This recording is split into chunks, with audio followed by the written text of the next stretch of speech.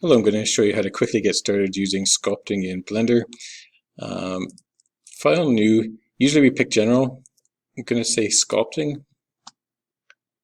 It starts off with a sphere that has, if you go into edit mode, there's more vertices to work with. Notice if I do something on this side, it mirrors it. That is because this X is on, so if you want to, you can turn that off, or you can have it mirror in the Y direction or in the Z direction. Other thing to notice is the radius. Shortcut is if you press F, you can change the size of the radius. There's also strength, and then there's a bunch of tools here. So basically I can use this tool. If I make it larger, I can, so I'll click here, and there is also the inverse. I can change it to positive to the reverse of whatever is happening, or I can hold control. Control is a shortcut, so this would push in instead of pulling out.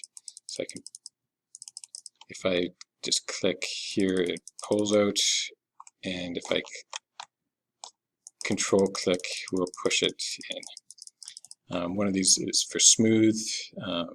You can try the different tools out. This one here, I'll shrink it down, and I could draw like a mouth, and maybe make the lips a bit more pronounced. There we go. Or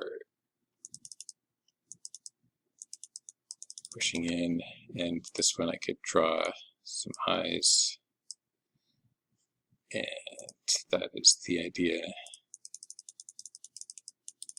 And this is just a simple, quick showing you how the tools work. This one I think makes stripes, and you can experiment with the different tools. And that is just basically how to get started.